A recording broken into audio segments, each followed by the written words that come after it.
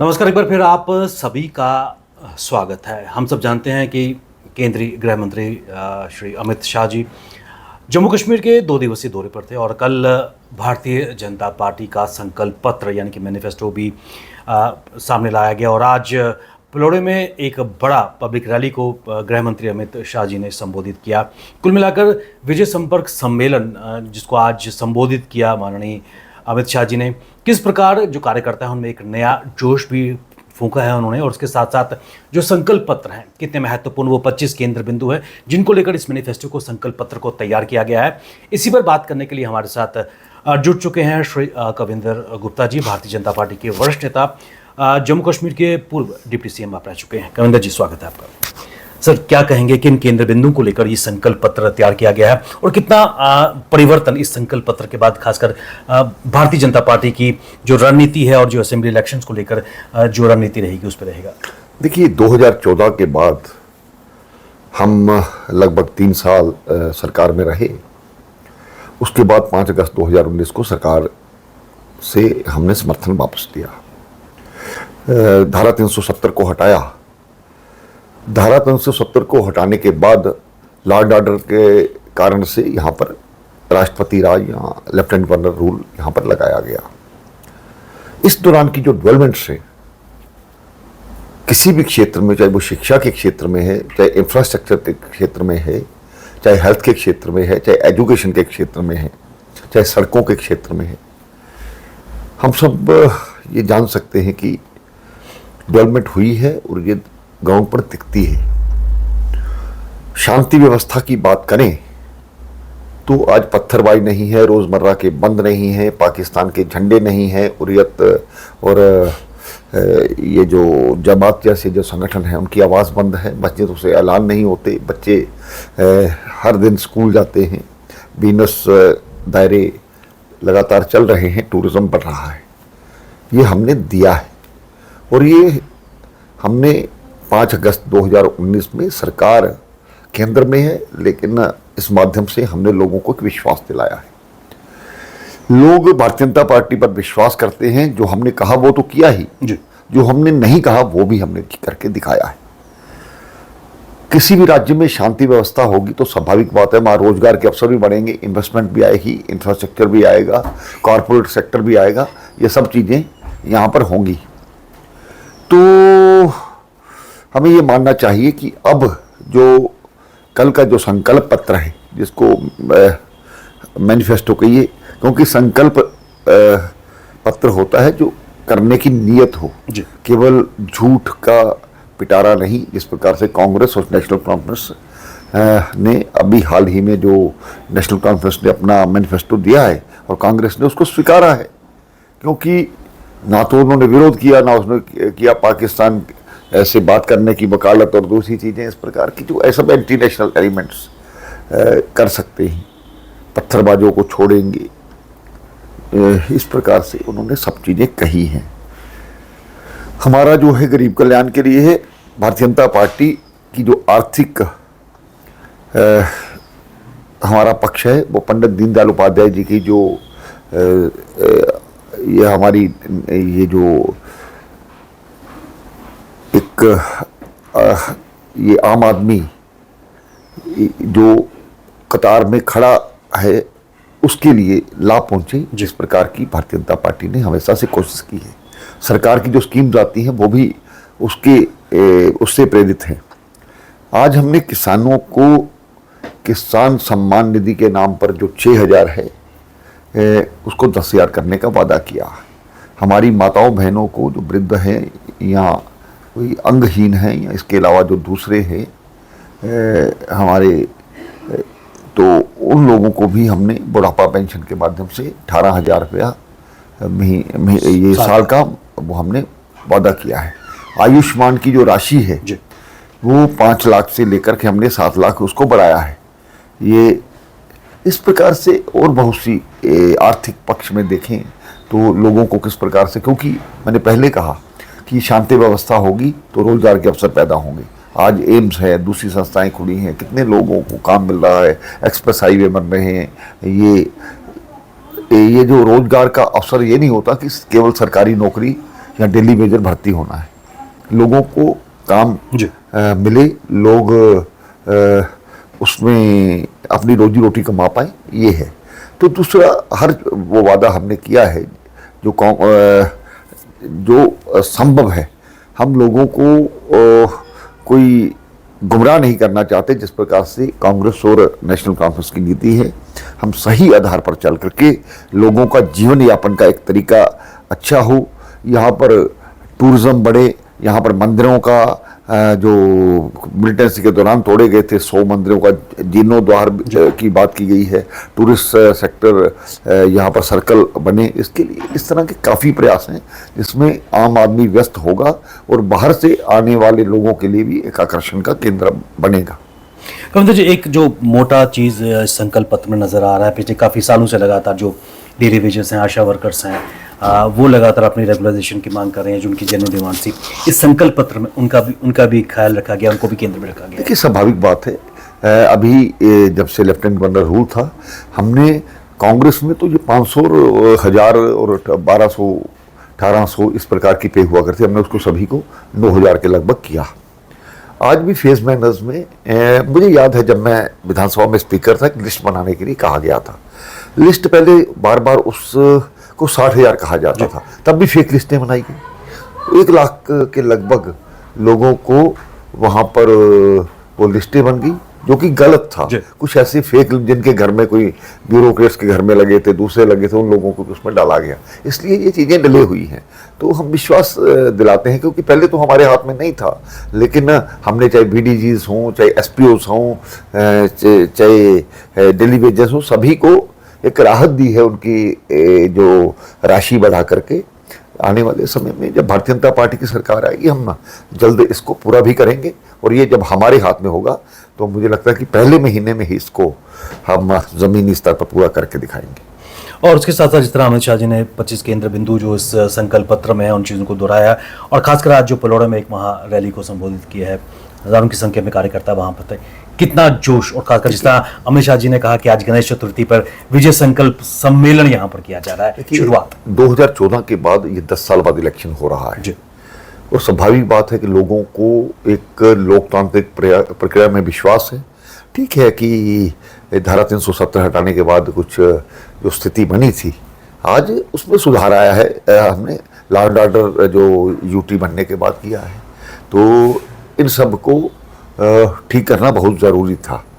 तो लोगों में एक उत्साह है, और भारतीय जनता पार्टी ने जो पिछले 2019 के बाद करके दिखाया, लोग चाहते हैं कि एक बार सरकार बने भारतीय जनता पार्टी की। एक जोश, एक कार्यकर्ता में ये भी पता है, पहले सरकारें वादे करती थी, आज तक यहाँ जो पंचायती राज था डिफंक्ट था, पंचायत के इलेक्शन करके केंद्र से पैसा लेकर के छोड़ दिया जाता था। पहली बार लोगों को पता लगा DDC क्या है, BDC क्या है, और ये चीज़ें क्या है, जिला परिषद क्या है, पहले कहाँ था लोगों को पता।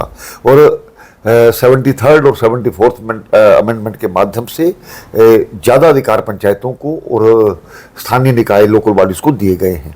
हम ज़मीनी स्तर तक लोकतंत्र चाहते हैं, और आज अगर 40-50 हज़ार पंच चुने जाते हैं तो कितना बड़ा एक संपर्क का माध्यम बनता है।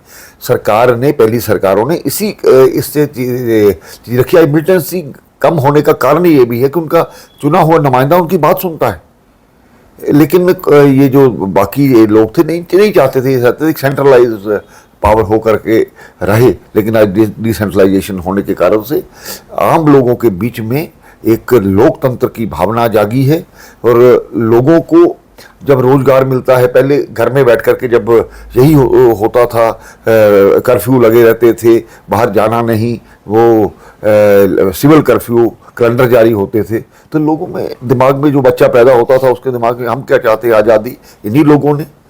और आज देखो, अफजल गुरु की बात ये कर रहा है कि अफजल गुरु को फांसी देना कोई मतलब नहीं था। इस प्रकार की चीज़ें करेंगे, इन्हीं लोगों ने जमायत और हुर्रियत को आगे रख करके यहाँ पर मिलिटेंसी फैलाने का काम किया है। यही लोग ये पाकिस्तान से पैसा लेकर के, हवाला का पैसा लेकर के, मनी लॉन्ड्रिंग के माध्यम से ये गलत धंधे करते रहे, पत्थरबाजों को यही लोग पैसा देते रहे। अब ये बर्दाश्त करने योग्य नहीं है।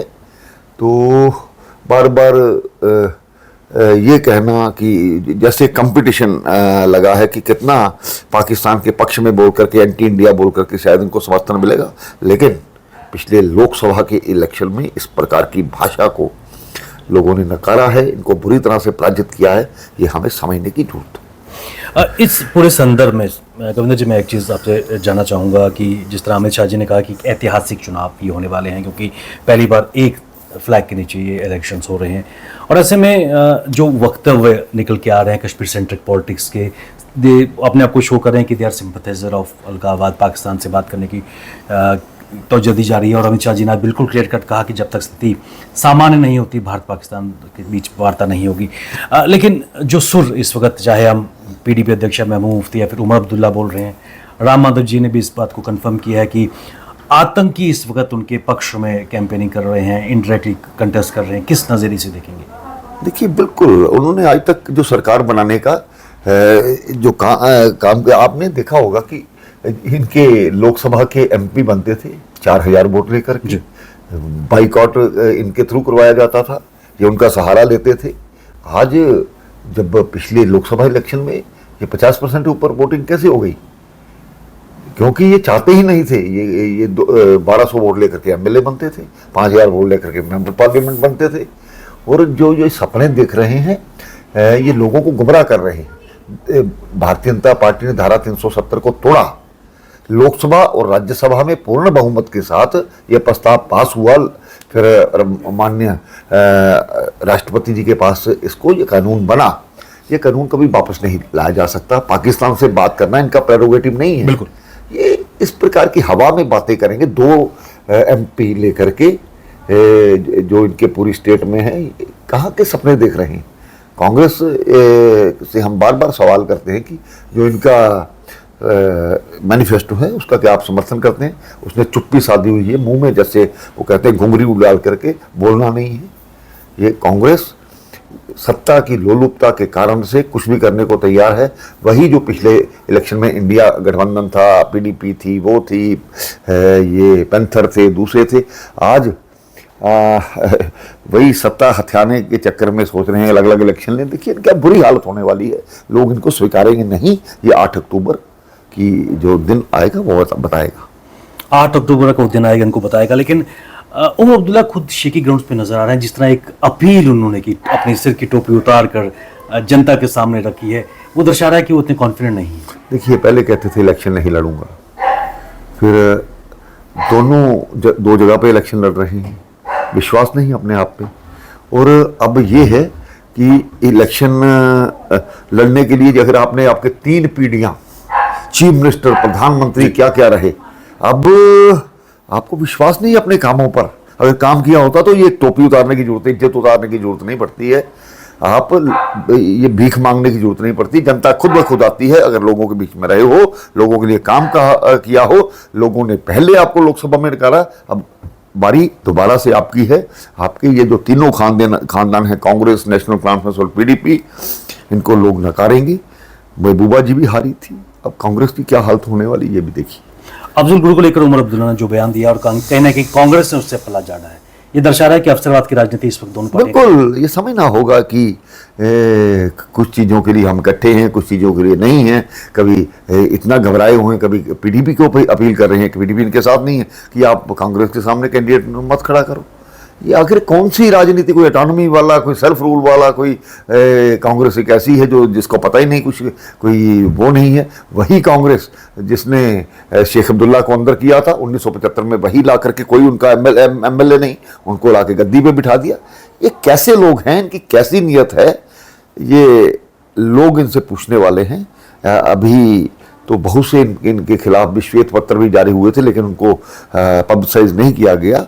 अभी बहुत सी चीजें हम इनकी निकालने वाले हैं, आने वाला समय बताएगा। कांग्रेस की अगर बात करें तो राहुल गांधी का जो एक विवादास्पद बयान जब हमारे महाराजाओं को लेकर, क्या उसका जवाब जनता इलेक्शंस में देगी? ये खानदानी इन्होंने किया, इन्होंने महाराजा का अपमान किया, उनको इतनी बड़ी स्टेट से बाहर निकाला, महाराजा जिंदा यहाँ पर वापस नहीं आए, मुझे याद है कि 65 साल में हम महाराजा, जिसके कारण से एक जिनको बड़े इंसाफ पसंद राजा कहा जाता था, उनकी 65 साल में कोई मूर्ति नहीं लगी। पहली बार मैं जब जम्मू के म्युनिसिपल कॉर्पोरेशन का मेयर हुआ, हमारे हाथ से पहली मूर्ति लगी थी, और दूसरी जो पुल पर मूर्ति है, दोनों मूर्तियां हमने लगाई हैं। तो ये तो महाराजा का अपमान करते रहे, ये तो महाराजा को सम्मान नहीं देना चाहते थे। इन्होंने तो पूरी कोशिश की कि जो महाराजा का अभी भी जो उनकी नीयत है, वो जिनकी नीति है, वो उनके शब्दों के माध्यम से बाहर आ रही है। लोग इसको पहचानेंगे, उनको नकारेंगे। कमलेश जी, चलते चलते इलेक्शंस का बिल्कुल चंकना तो हो चुका है। ऐसे में भारतीय जनता पार्टी कितनी आश्वस्त है जम्मू कश्मीर में सरकार बनाने? देखिए, कोई भी सरकार हमारे बिना नहीं बन सकती, ये तय है। हम सबसे बड़ी पार्टी बनकर के उभरेंगे, ये भी तय है। उसके लिए प्रयास है, लोगों का समर्थन है, और जो मिल भी रहा है। मैं कश्मीर में भी देखता हूँ, एक 2009 में मैं एक बार फार्म भरवाने गया था, 3 लोकसभा सीटों पे हमें 5000 वोट मिला था। आज स्वयं प्रेरणा के हिसाब से जो हम ऑनलाइन मेंबरशिप करते हैं, 5.5 लाख लोगों ने वहाँ पर अपनी मेंबरशिप अपने आप को रजिस्टर किया है। तो इससे बढ़कर हमारा आधार क्या हो सकता है? शुरुआत है, आगे आगे देखिए होता है क्या। कमलेश जी, आप हमारे साथ इस पर चर्चा पे आए, अपना बहुमूल्य समय हमको दिया, आपका बहुत बहुत धन्यवाद।